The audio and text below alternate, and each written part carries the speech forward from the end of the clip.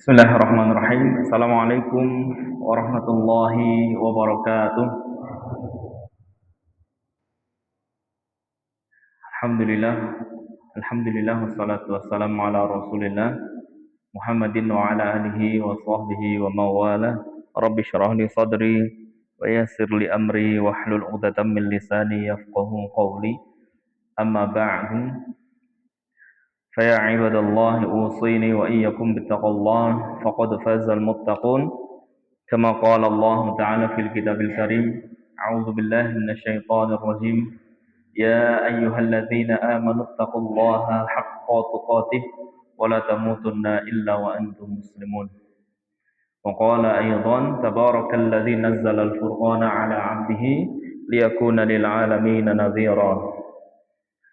Bapak Ibu sekalian yang insya Allah dirahmati Allah Subhanahu Wa Taala, itu yang sama-sama kita hormati para sepuh, bini sepuh, para asatir, para ulama yang tentu kita harapkan nasihat-nasihatnya yang mudah-mudahan selalu diberikan kesehatan dan bimbingan oleh Allah Subhanahu Wa Taala untuk bisa membimbing jamaah kita sehingga kelak jamaah kita menjadi insan-insan kamil yang betul-betul beriman dan bertakwa kepada Allah Subhanahu wa taala.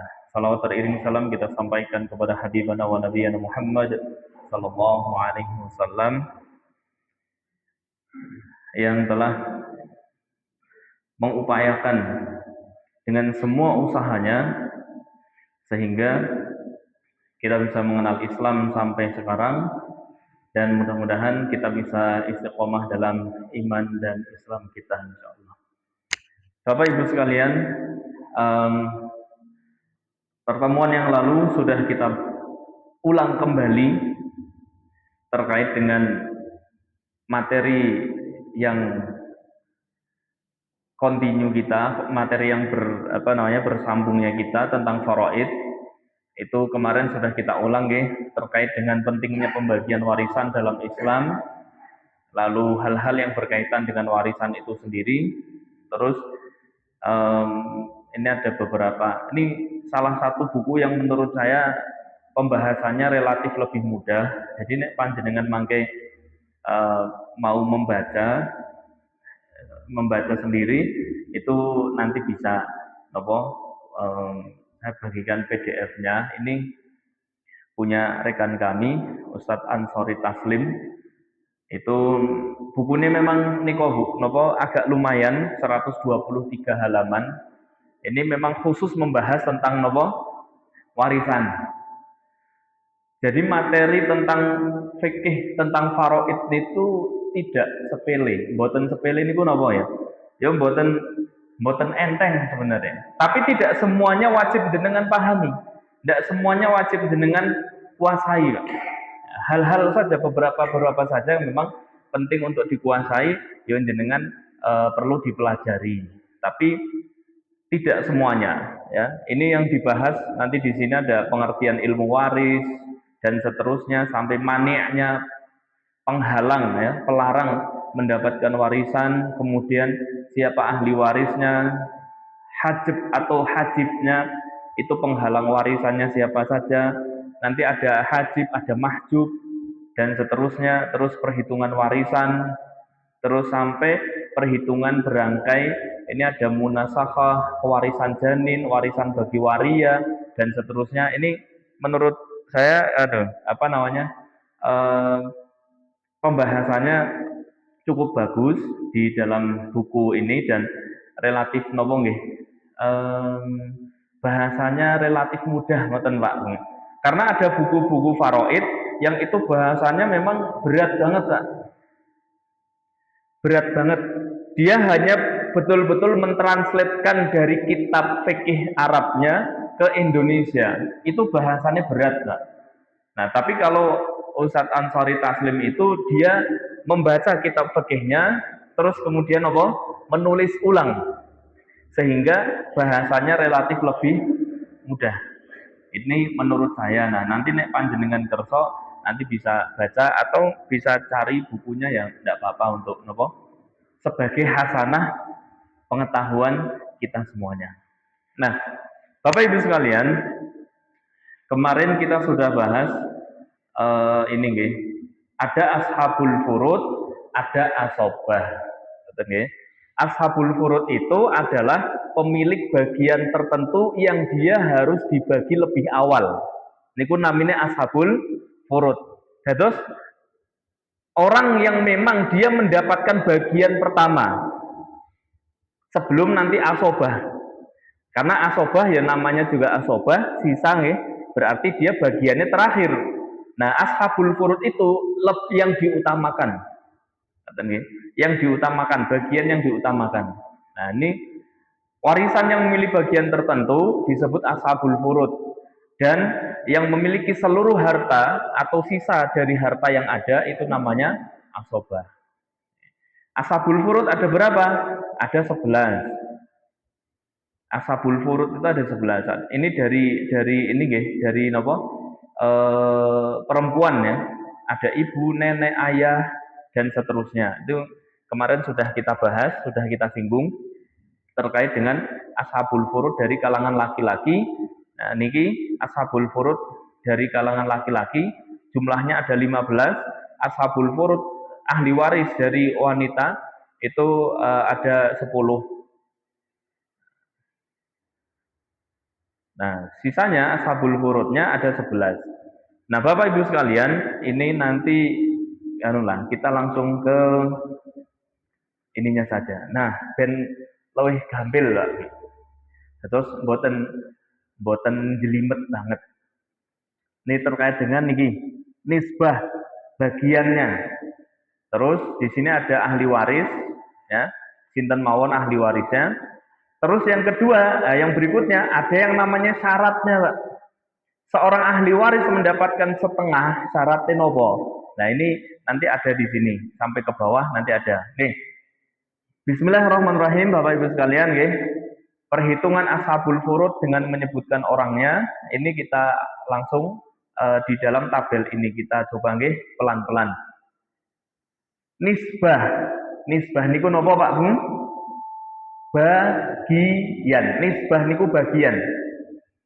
Nisbah itu bagian, ya. Nisbah itu bagian. Bagian yang memang dibagikan. Itu namanya nisbah.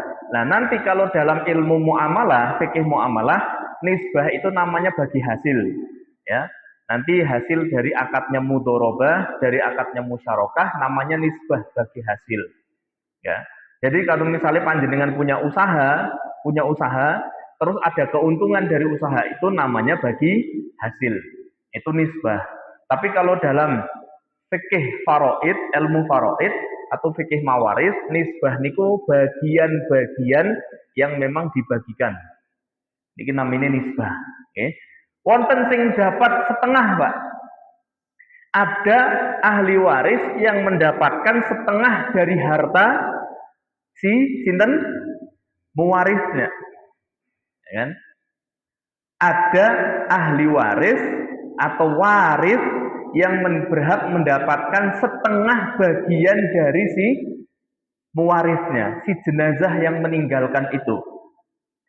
Sinten mawon? Yang pertama, ada anak perempuan Uh, anak perempuan iso entuk setengah, Pak. Setengah bagian. Anak perempuan itu bisa mendapatkan setengah bagian dari warisan yang ditinggalkan dari si jenazah itu. Tapi ada syaratnya. Syaratnya apa? Hanya seorang diri dan anak tunggal gel itu. Kalau dia anak perempuan, anak tunggal, satu-satunya perempuan, dia mendapatkan setengah bagian. Kalau dia hanya seorang diri saja, tidak punya saudara. Maksudnya tidak punya saudara siapa? Ya tidak punya kakak, nggak punya adik. Itu setengah bagian, Pak. Setengah bagian, Bu. Nah, teng mriki wonten sing nggadahi anak tunggal wedok napa mboten? Wonten, Pak, Bu. Napa ibu-ibu wonten ya ibu-ibu yang di belakang itu anak tunggal? Wonten napa mboten? Wonten nggih. Nah, jenengan angsal bagiannya setengah napa mboten? Kabeh. Nah, itu. Nek kabeh iki kemaruk, Pak. Ndak boleh semua. Nek kalau ibu-ibu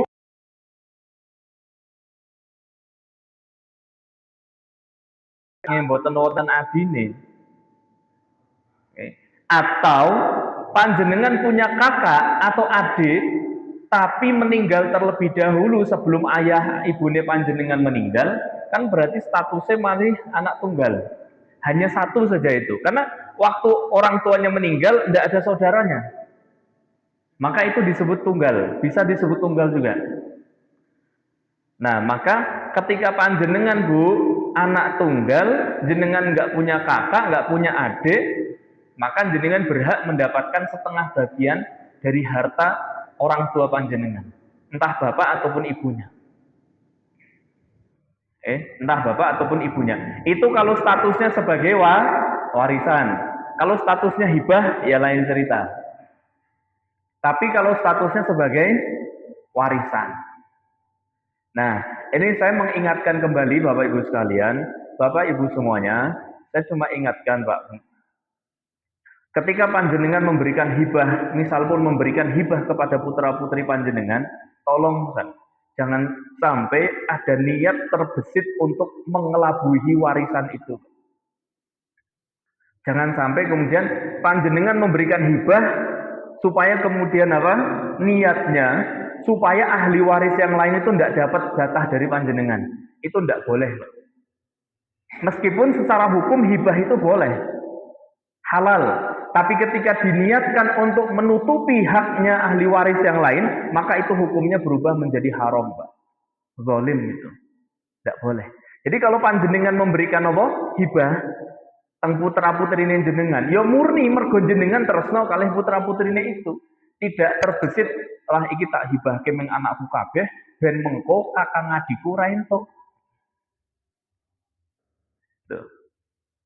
Itu tidak boleh. Karena apa? Ada unsur ingin menutupi haknya saudara kita.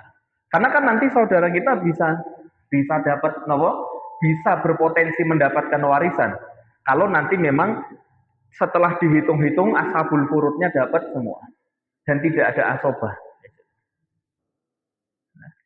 Itu maka sekali lagi hibah boleh, tapi jangan sampai ada niatan untuk menghalangi haknya ahli waris yang lain yang memang berhak mendapatkan. Ngoten nggih, Pak Bunge? Jadi perempuan boleh mendapatkan setengah bagian kalau dia hanya seorang diri. Tidak ada saudara, tidak punya kakak, tidak punya adik, atau punya kakak, punya adik, tapi ketika sudah ayahnya meninggal, itu adik dan kakaknya sudah meninggal terlebih dahulu. Maka dia hanya seorang diri. Maka itu hak setengah bagian. Ya, setengah bagian. Ngeten nggih Pak Bu? Ngeten Ibu? Terus ketika panjenengan punya anak perempuan satu-satunya, yaitu haknya ketika nanti kok jenengan lebih dahulu kembali kepada Allah, panjenengan meninggalkan warisan, yo haknya setengah untuk putrine jenengan itu. Yang kedua, siapa yang berhak mendapatkan setengah bagian? Yang kedua adalah cucu perempuan dan seterusnya. Cucu perempuan, cicit perempuan itu berhak mendapatkan setengah. Dengan catatan, ya ini ada syaratnya juga. Syaratnya hanya seorang diri, tidak ada anak laki-laki. Karena nanti kalau ada anak laki-laki, mesti habis di anak laki-laki. Ya. Dia tidak mendapatkan setengah bagian. Tidak mendapatkan setengah bagian dari nopo?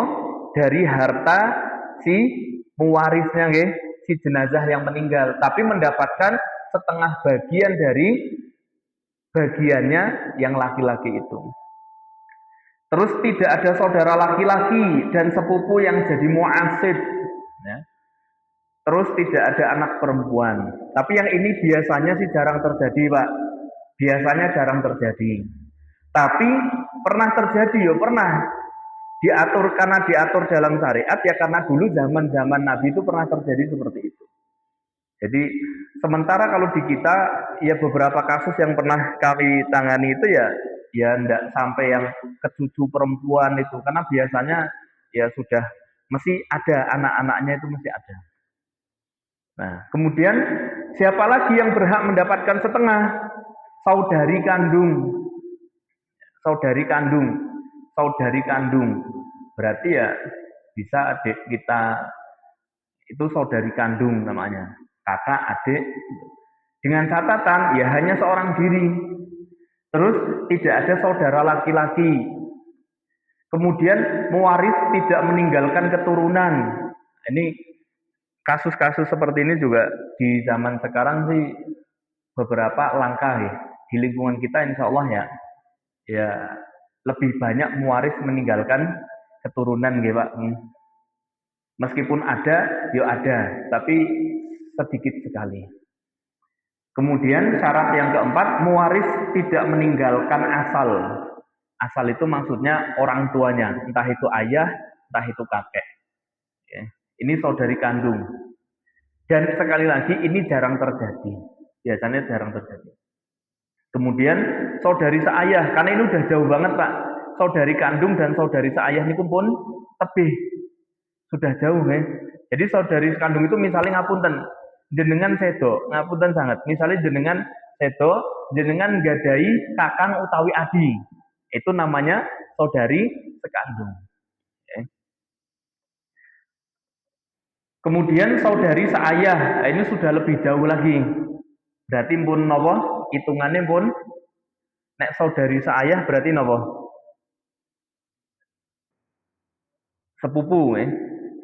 Berarti saudari seayah ya apa namanya? Kalau ini jadi saudara ya, saudara perempuan tapi seayah.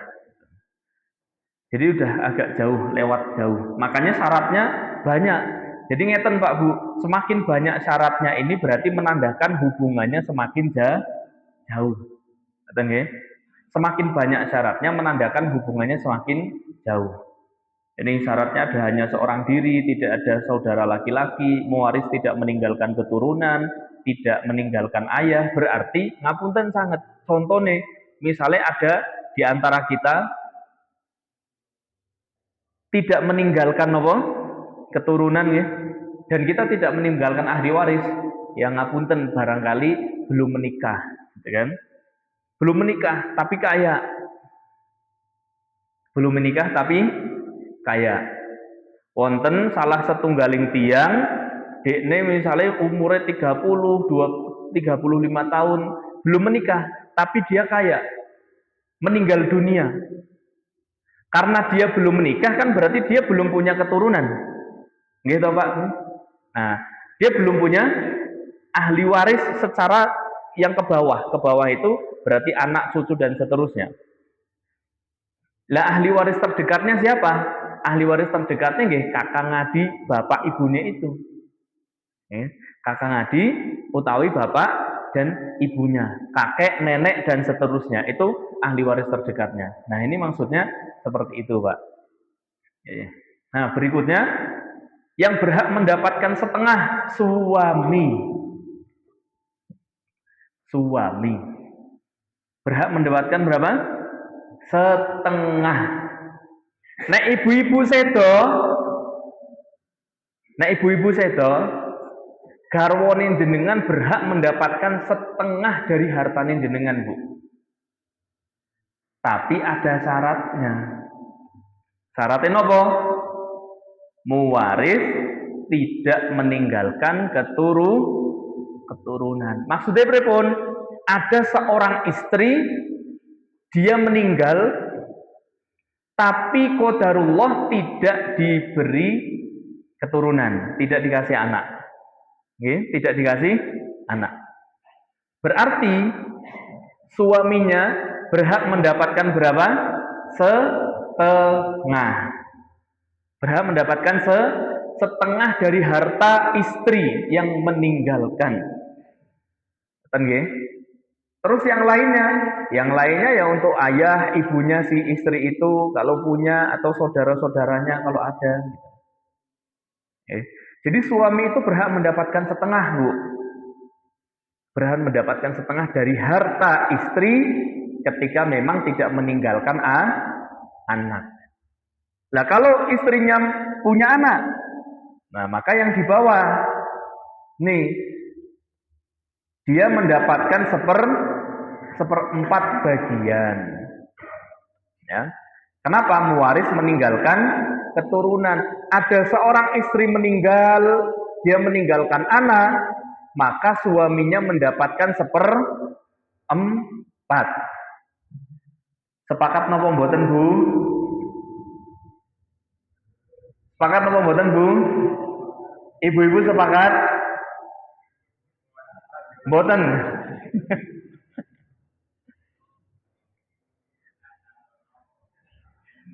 Mboten angsal, mboten napa-napa enggak.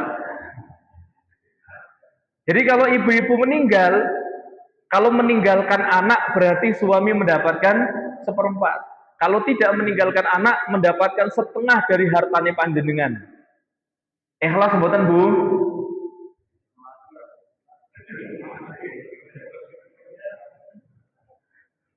Ya, pripun meneh toh? Memang syariate ngoten gitu. Nah, tapi sebaliknya,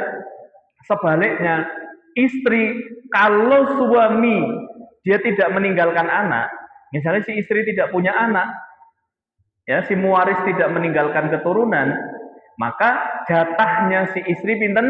Seperempat. Niku, Bu. Dados nek misalnya ada seorang suami yang meninggal tapi dia tidak meninggalkan keturunan, maka jatahnya istri seperempat. Jatahnya istri seperempat. Nah, kalau misalnya kok meninggalkan keturunan berarti pinten jatahnya? Seperdelapan.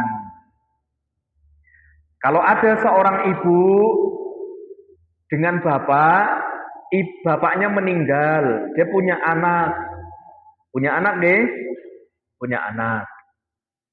Terus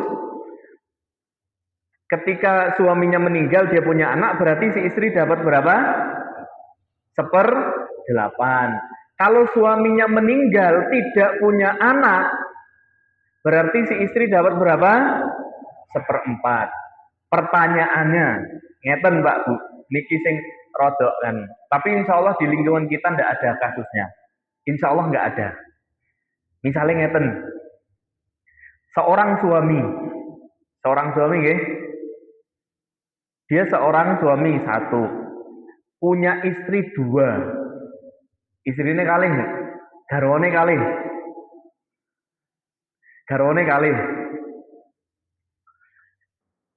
Istri yang pertama punya anak, istri yang kedua ndak punya anak. Istri pertama nggadahi putra, istri nomor kalih mboten nggadahi turunan. Suaminya meninggal.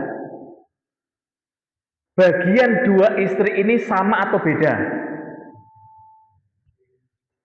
Sama atau beda? Sami napa mboten? Sami napa mboten, Mbak? Sami mboten, Bu?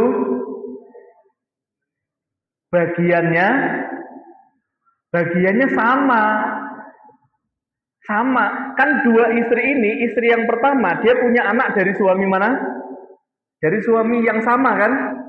Nah, yang dimaksud keturunan kan keturunan dari suaminya. Maksudnya, anak dari istri yang pertama kan hasil hubungan pernikahan dari suami yang sah ini kan. Terus kemudian suaminya nyabang gitu kan. Nyabang niku ya buka cabang malih gitu kan. Ini istrinya dua. Meskipun istri yang kedua itu tidak punya keturunan, tapi dia tetap jatahnya adalah 1/8. Bagian 1/8. Kayak nopo kok 1/8? Karena suaminya meninggalkan keturunan. Meskipun keturunannya dari istri yang pertama. Niku. Atas niku ya Pak. Tapi kan insya Allah teng mriki mboten wonten nggih Pak. Kasus begitu ndak ada ya. Insya Allah ndak ada nggih Pak. Mboten wonten apa dereng? Oh dereng ya. Nggih.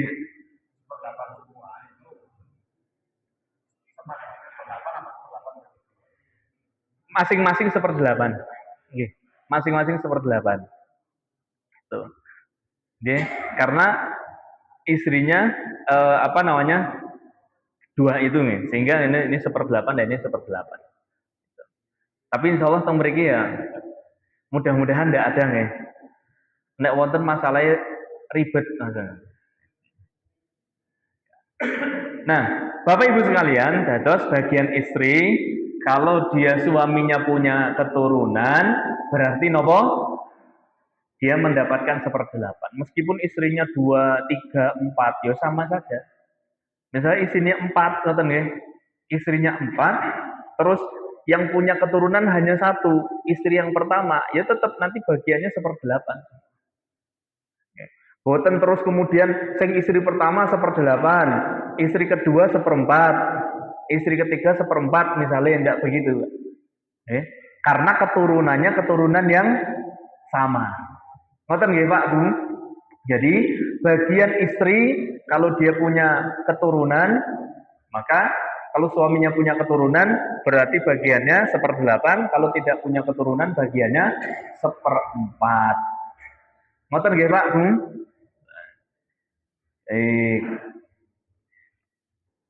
Terus wonten sing bagiannya 2/3. Wah, 2/3 nih. 2/3 kan berarti kathah sangat, Pak. Gitu. 2/3 itu lebih dari setengah. Karena ibaratnya 3 bagian, 1 bagian dibagi 3, nah 2/3 kan berarti dia dapat 2 dari 3 bagian itu. Kathah, Pak. Nah, sinten mawon yang berhak mendapatkan 2/3 bagian dari harta warisan? 1, anak perempuan. Anak perempuan. Tapi wonten syarat. Syaratnya nopo? 1, lebih dari 1 orang. Lebih dari 1 orang. Anak perempuan kok lebih dari 1 orang, maka berhak mendapatkan 2/3. Itu syarat pertama. Syarat nomor kalih, tidak ada anak laki-laki atau tidak ada saudara laki-laki. Saudara laki-laki itu ya maksudnya kakang adine mboten wonten sing lanang. Wedok kabeh. Misalnya jenengan nggadahi putri, anak perempuan 3. 3 nggih? Anak perempuan 3. Berarti jatahe 2/3 dari harta warisan itu diberikan kepada anak perempuan. 1/3 dibagi ke siapa? Dibagi kepada yang lainnya. Kepada bapaknya, kepada ibunya, kakek, nenek, dan seterusnya. Dados, nek perempuan, nek tiyang wedok niku wonten luwih saking setunggal, nggih, lebih dari 1 orang, dan tidak ada saudara laki-laki, berarti anake wedok sedanten luwih saking setunggal, berarti nek luwih saking setunggal saged kalih. 3, sekawan, dan seterusnya. Dan tidak ada saudara laki-laki, maka jatahe bagiannya 2/3. Bagiannya pinten? 2/3. Mriki wonten Pak Bu, sing larene wedok kabeh? Wonten? Wonten nggih. Itu bagiannya 2/3. Kalau nanti orang tuanya meninggal, entah dari ibunya maupun dari ayahnya, nanti jatahnya 2/3. Kalau tidak ada saudara laki-lakinya. Seneng toh Pak? Seneng boten Bu? Kathah bagiannya loh, 2/3 itu banyak. Nek misalnya 1 miliar dibagi 3 bagian, berarti 300 jutaan nggih. 300 sekitar ya 350 atau 340 juta. 340 juta. Berarti kalau 2/3 itu kan berarti 600 lebih, 660 juta lebih. Nah, itu bagiannya untuk anak perempuan yang 2, 3 atau 4-nya itu. Sisanya dibagi kepada ashabul furud yang lainnya. Nah, nek teng mriki ngoten napa mboten Pak Bu? Mboten kados niku. Mboten. Nggih. Sedaya napa? Diparingaken nggih. Oh nggih. Sedaya diparingaken nggih. Ya nek hibah sebenarnya ndak apa-apa sih ya, tapi yang nggih wau niku. Jadi jangan sampai hibah itu jadi hilah ya. Hilah niku napa ngakal-ngakali gitu. Ngakal-ngakali syariat warisan itu. Karena ada bagian yang lainnya kan. Bagian nanti misalnya ketika napa misale wonten sing sedo nek dibageke ming anake sedanten sementara bapak ibunya kan ahli waris. Gitu. Mereka berhak mendapatkan warisan kita, Pak. Ketika misalnya kula lan panjenengan ninggalke warisan, ninggalke harta yang banyak, terus kemudian sedo, jenengan gadai putra kok pun diparingaken sedanten, sementara kita masih punya orang tua, itu ahli waris kita. Dan ada haknya mereka. Ngoten nggih? Ada haknya mereka. Maka ya hibah boleh-boleh saja, tapi jangan sampai menjadi hilah, ya, menjadi hilah untuk ngakali warisan itu. Maka tadi, Bapak Ibu sekalian, niki nggih penting diperhatikan, terutama ya yang memang kita termasuk pada bagian itu, ngoten nggih. Ibu-ibu yang memang punya putra, punya anak perempuan semuanya 2, 3, 4 yo men mangke didadekke warisan mawon, dapat bagian mereka 2/3, sepertiganya untuk hak ahli waris yang lainnya. Utawi ketika panjenengan sebagai ahli warisnya Bu, panjenengan gadai sederek tiang sepain jenengan gadai putra 3 niku estri sedanten, maka haknya adalah 2/3 kan? 2/3 bagiannya itu haknya panjenengan. Haknya panjenengan, Bu. Ya, itu haknya. Maka harus ditunaikan sebagaimana mestinya. Nah, berikutnya yang kedua, siapa yang berhak mendapatkan 2/3 bagian? Cucu perempuan. Tapi dengan syarat lebih dari 1 orang, ada musyarik nih, ya apa namanya? Cucu-cucu yang lainnya yang mengikuti. Tidak ada anak perempuan, tidak ada anak laki-laki hajib atau hajibnya. Ini biasanya jarang nek niki.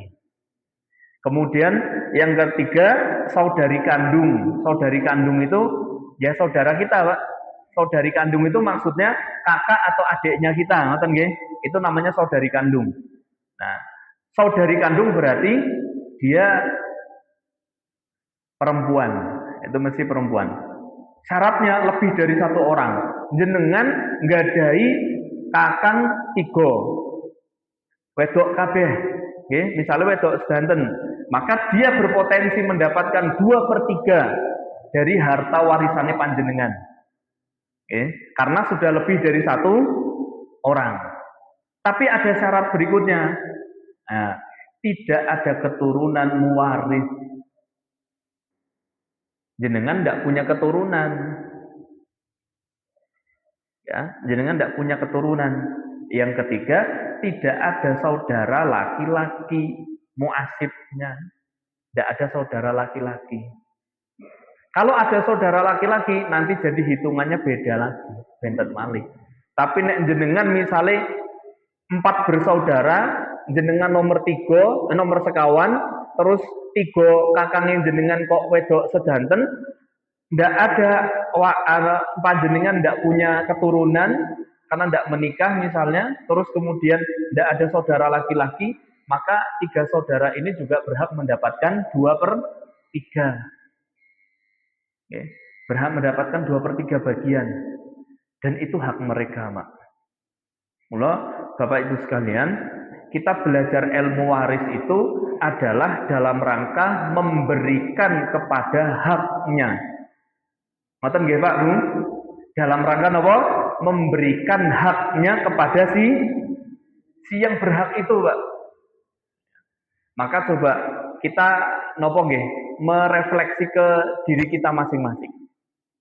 Kinten-kinten nanti kita mau bagi warisannya seperti apa, atau kita mendapatkan warisan dari orang tua kita seperti apa, apakah sudah sesuai dengan aturan syariat atau belum. Okay?